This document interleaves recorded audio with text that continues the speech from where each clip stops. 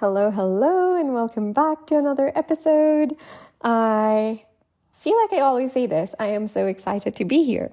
And I was looking through some of my notes and list of like all the episodes and ideas that I have. And I realized there was one really incredible one that I had down and I thought I'd recorded it, but I hadn't. So here I am.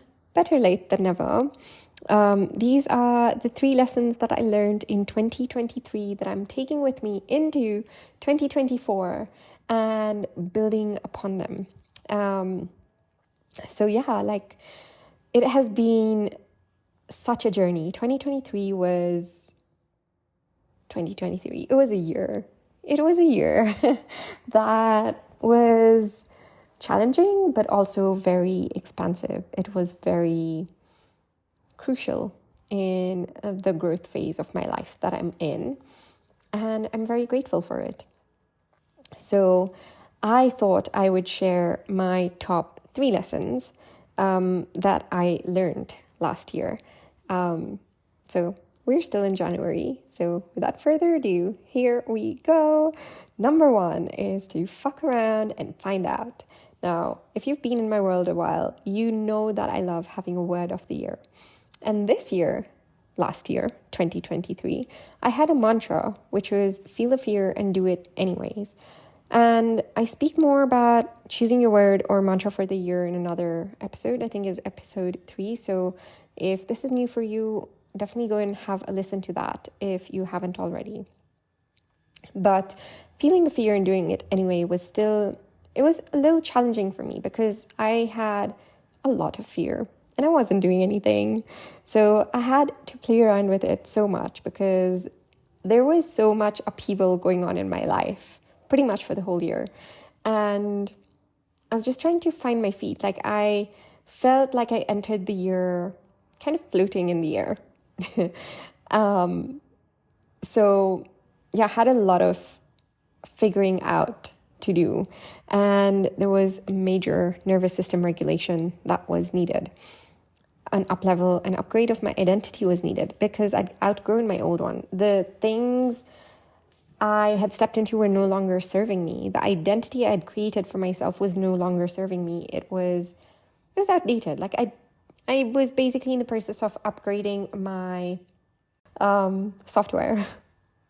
And it took a while, but the more I began taking action, the more I realized it was just a muscle. It's just a muscle. Now, it sounds like it's easier said than done, and sometimes it is.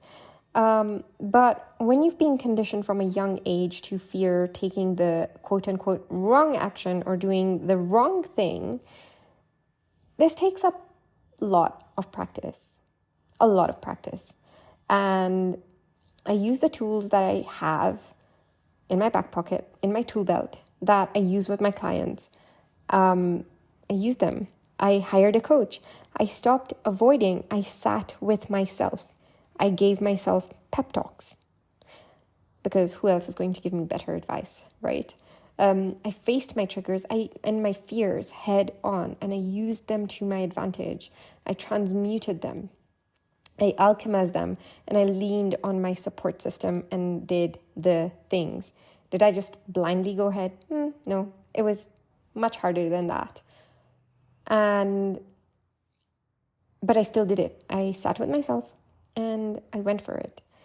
And I would feel this swell of excitement. Every time I did that, hard thing, I ate the frog, I felt that swell of excitement.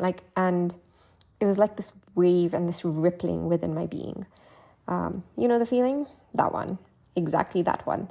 And I kept doing it. And I repeated it. And I made sure I anchored into it. And it was addictive. It became addictive. And did I slip off every now and then? Yes, I did.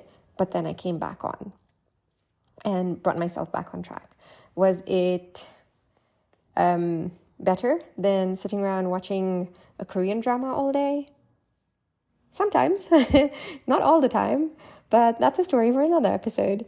So yeah, that's what I did. And I decided that I'd had enough of my own shit, of playing the victim, of being a secondary character in my own movie.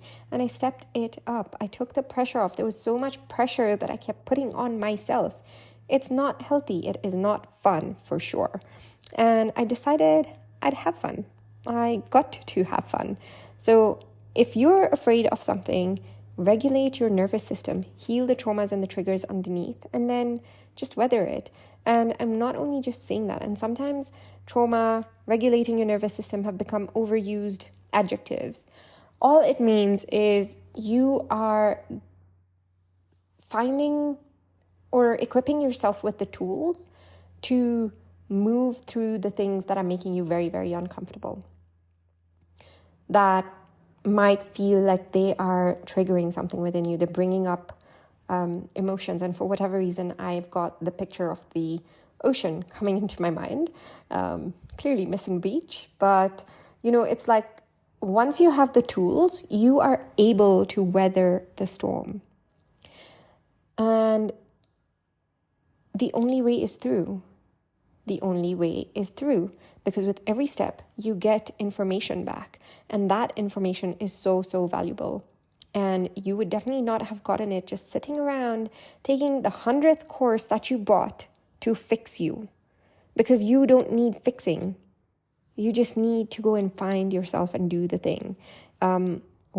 Just sitting around watching those videos and twiddling your thumbs is not going to do anything. But you feeling into yourself, being comfortable with yourself, trusting yourself, and then going and, equipping yourself with whatever it is that you need, and then going and doing the thing without any pressure is the best thing that you could do for yourself, because it's akin to constantly just reading about swimming rather than actually going and doing it. There's only so much you're going to learn. Reading about playing tennis, there's only so much you're going to learn from reading the book, from watching the course, as opposed to actually going into the field and doing it. So if this is you right now, you got this. And if you need support, please, please, please reach out. Please, whether it's to me or it's someone else, but please reach out, because we are meant to be doing epic shit in this lifetime. Do not waste it playing small. Okay? All right. Number 2. Surround yourself with the right people.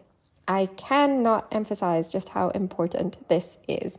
We are all, hopefully, familiar with the quote from Jim Rohn about being the average of the 5 people that we surround ourselves with.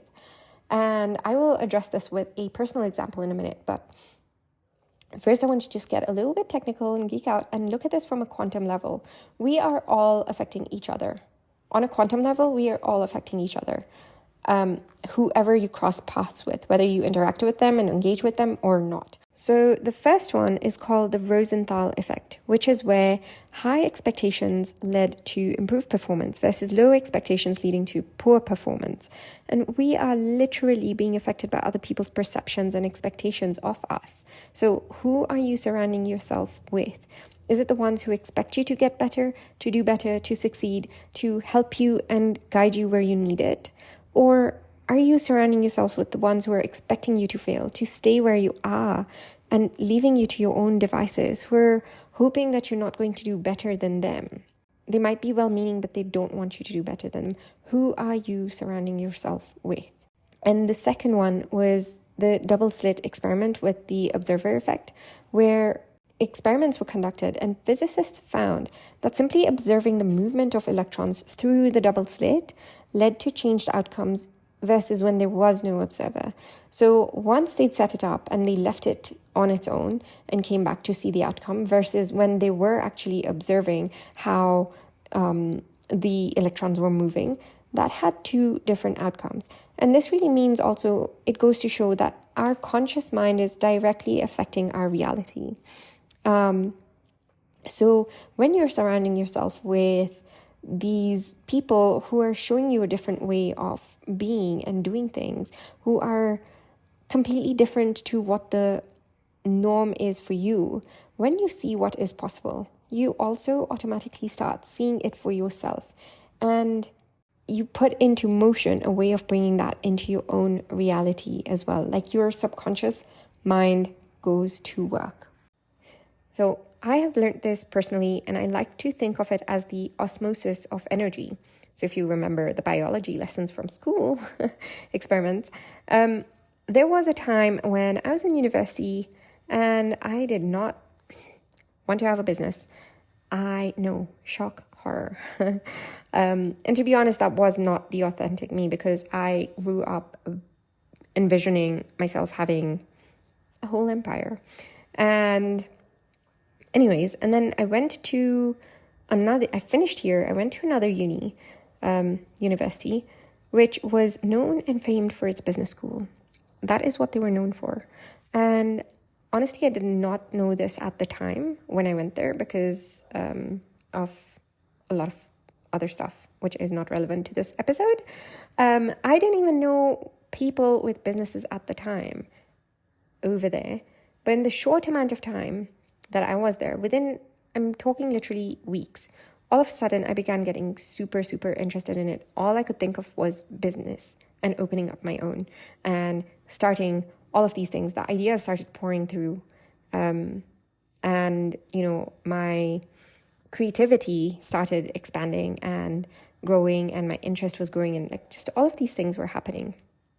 And I participated in events, in competitions, and I started getting really, really curious about every single thing it entailed and what could be done, how to work with people, how to do these things, the psychology behind it. And thus began my journey of getting to where I am right now. But all of that came about from being surrounded by that energy, being surrounded by those people. And another example was when I had friends who all had their businesses and were doing really, really cool shit. I had to up-level myself. I had to level up and face my challenges and face the fears and my insecurities, because I was so inspired. And I could go on. Those are the two major times that I've noticed this happening, because of the people that I was surrounded with, because they were doing amazing things. They were doing the things that were aligned with me. So I aligned myself to that energy. So if I haven't emphasized this enough, I hope I have now. All right. Lesson number 3. Everyone is going to have an opinion on your life and what you should do and what you should be doing, how you should be living and speaking and eating, etc., etc. And the most important one, and truly the only one that matters, is your own. Do what feels right in your heart. Only you know what is right for you. And if you do need to consult someone on a decision you need to make or a step you need to take, seek guidance from someone who is or already has been where you want to go. This is so important. And this again ties in with number 2 of surrounding yourself with the people, with good people, with people who are going the right people.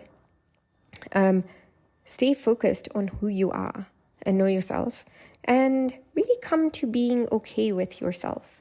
And some of you might have this question of, now, how do I know what is right for me?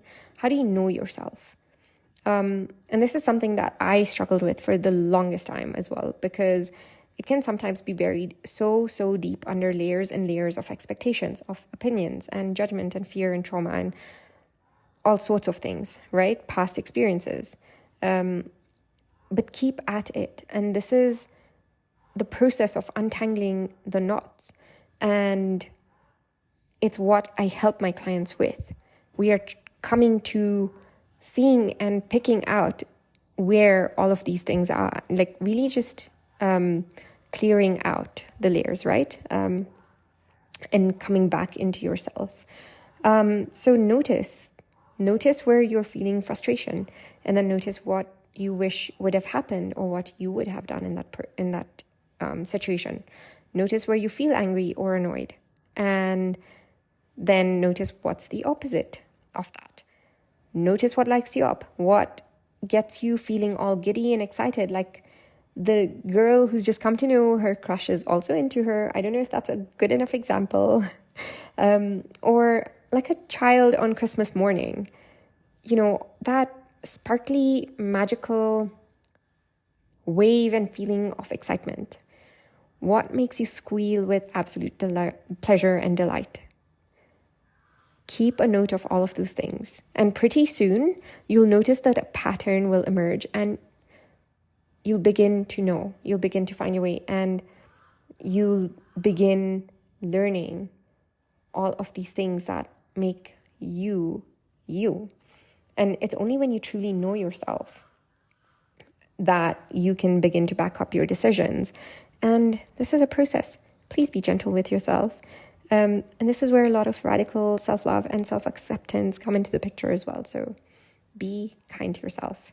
All right, those are the 3 for me. In summary, number 1, fuck around and find out. Number 2, surround yourself with the right people, with people who are where you want to go. And number 3, remember that everyone is going to have an opinion, and the only one that truly, truly matters is your own. All right, that's it from me.